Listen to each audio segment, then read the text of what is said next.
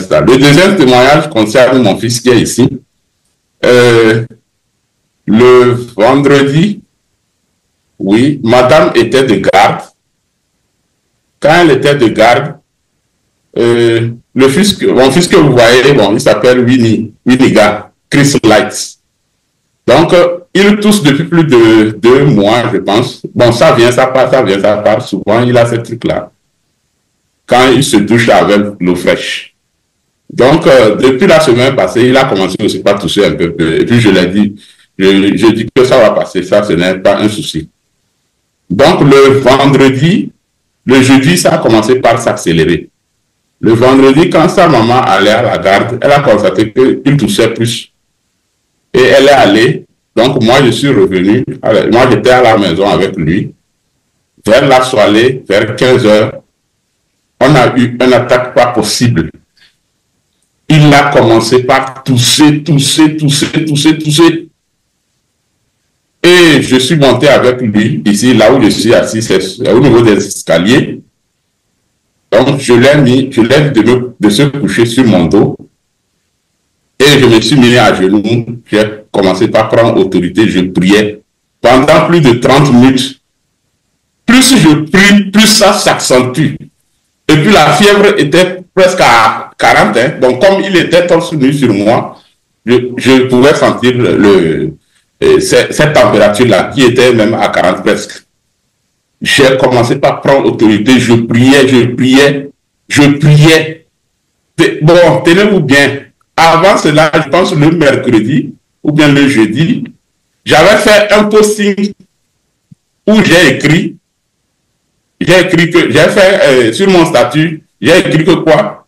Toi, tu ne crois même pas que notre Seigneur Jésus-Christ a déjà résolu tous tes problèmes sur terre. Et c'est toi qui penses que tu iras au paradis. Et j'ai mis point d'interrogation, je ne comprends pas. Donc j'ai fait ce posting-là que j'ai envoyé. Que toi qui penses que Jésus-Christ ne peut pas résoudre tous tes problèmes, toutes sortes de problèmes ici sur terre, sur toi. Moindre problème, tu dois courir vers peut-être chercher d'autres solutions, des raccourcis. Tu ne crois même pas que Dieu peut te résoudre tous ces petits problèmes-là, mais c'est toi qui crois que tu iras au paradis. Donc, je ne comprends pas. Donc, j'ai mis point d'interrogation. Donc, et cette semaine-là, c'est ça qui était sur mon statut. Et vendredi, j'ai l'attaque.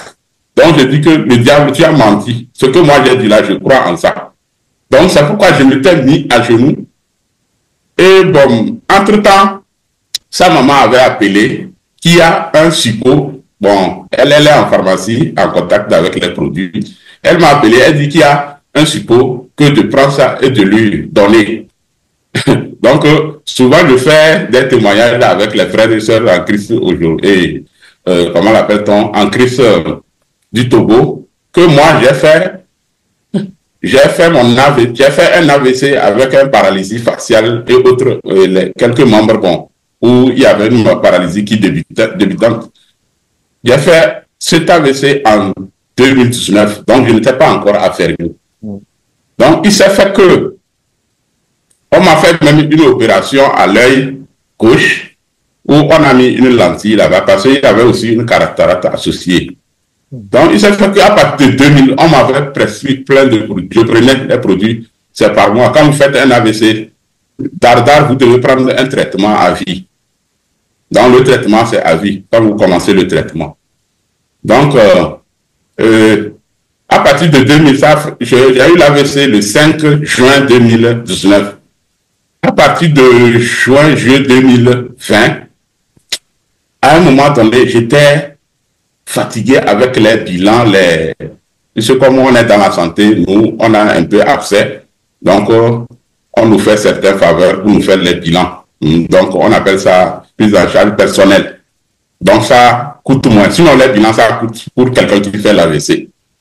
Donc, vers octobre-décembre, j'avais encore écouté un enseignement du frère Georges où il disait que notre Seigneur Jésus est notre médecin. Donc, je continuais encore de prendre les produits. Il y a un jour, je me suis levé le matin, je me suis dit, non, ça c'est une prison. Je ne vais pas accepter ça. J'ai pris tous les produits, j'ai jeté. J'ai garé. Donc, madame en est témoin, bon, elle aussi, des fois, elle me suit. Donc, elle et moi, bon, on discute quand même. Donc, j'étais obligé de lui dire que moi, je ne vais plus prendre les produits. Ça, c'est pas ça qui va me guérir. Si je vais mourir là, si c'est ça qui va me faire mourir, je vais mourir, il n'y a pas de souci. Et puis, je me disais que, bon, je disais que on a au moins, dans la Bible, on n'a jamais vu au moins quelqu'un qui est un serviteur, un vrai serviteur de Dieu qui est ferme, qui est mort d'une maladie, sauf le prophète Élisée, donc qui est mort d'une maladie. Donc ça, c'était un cas exceptionnel. Donc, je lui disais que moi, je ne vais plus prendre les produits, que Dieu me fasse grâce. Si je vais mourir avec, il n'y a pas de souci.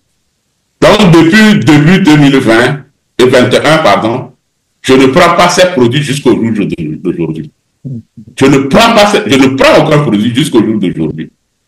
Malgré que ceux qui connaissent ce qu'on appelle AVC, quand tu le fais, le traitement, c'est à vie, tu ne peux pas t'échapper. Donc, j'ai cessé ces produits-là depuis 2020. Bien sûr que certains céphalées viennent, des fois, je prends autorité, je dis, tu as menti. Tu as menti, c'est pas, quand même, ça ne serait pas moi. Donc, et je reviens maintenant sur mon fils. Ça, c'était une parenthèse sur moi. Je reviens sur mon fils maintenant. Quand je l'ai mis au dos, je priais. À force de prier, il continue de tousser. Et puis la température grimpait.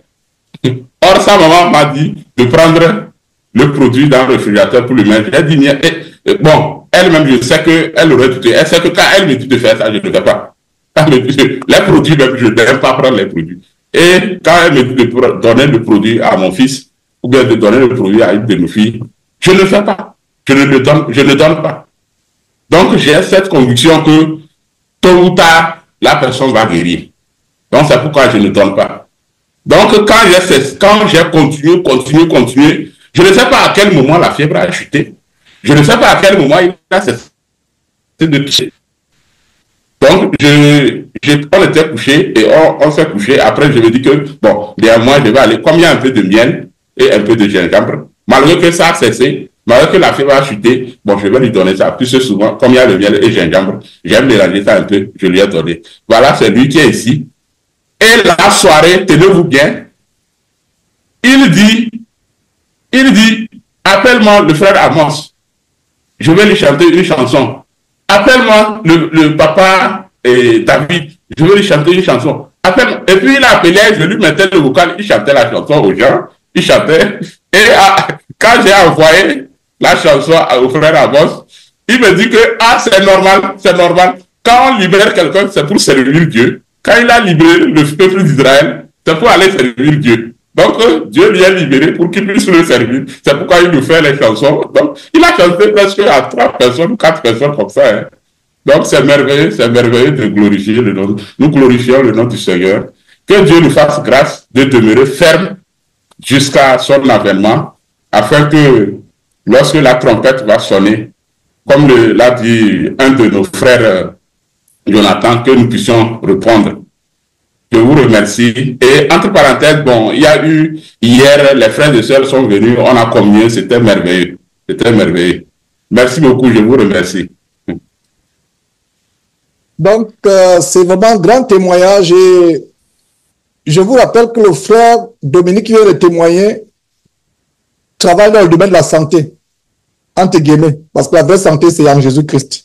Mais il travaille dans le domaine médical et regardez quelqu'un qui travaille dans le domaine médical qui vous donne son témoignage. Nous ne disons pas que vous ne devez plus prendre les médicaments, mais qu'il vous soit fait selon votre foi.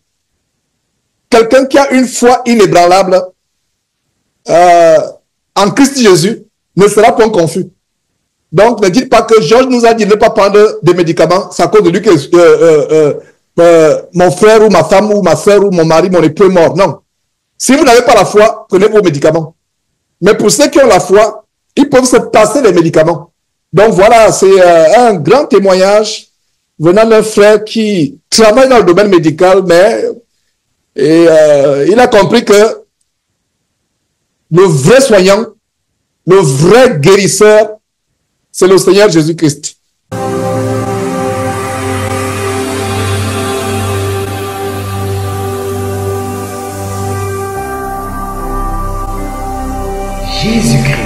TV,